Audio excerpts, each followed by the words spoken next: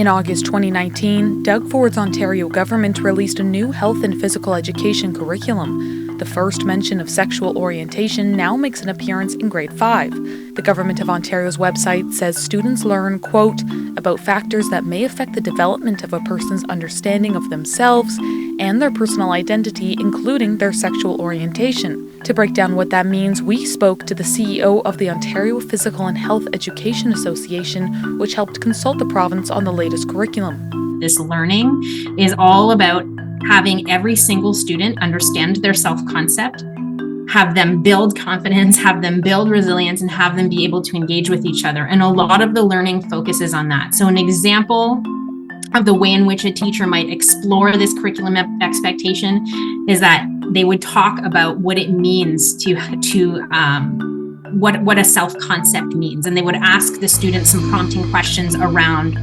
list 3 words that people use to describe you. List some things that you think you're good at.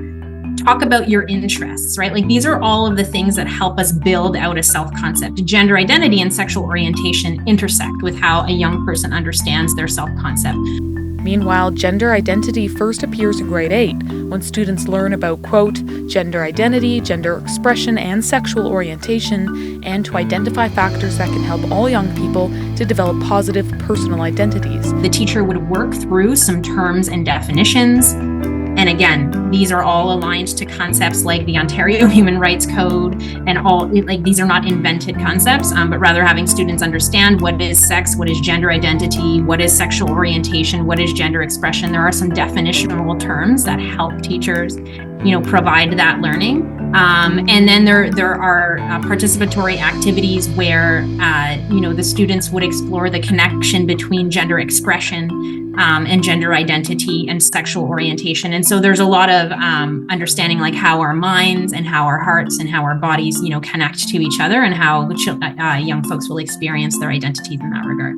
So how much leeway do educators have when teaching these subjects? We spoke to the CEO of the group People for Education to find out. There's tons of leeway. And I think that what's important is that, teachers are educated to be teachers. And so they, work really hard, I think, to ensure that everybody's comfortable in the class, that they are finding ways of teaching subjects which may make some kids uncomfortable in as sensitive a way as possible. So again, nobody's like hammering this stuff in, or there isn't. It's not out of a sense of political agenda, and there is lots and lots of flexibility. What are described in curriculum are overall outcome goals. Kids should know by the end of this section of the curriculum these kinds of facts. How they teach it is really up to teachers.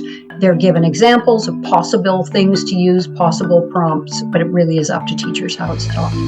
Kidder says it's up to schools and the provinces to choose when and how to enroll teachers in professional development to update their training in these courses. Parents and guardians typically receive a letter before sexual health education is set to be taught to their children.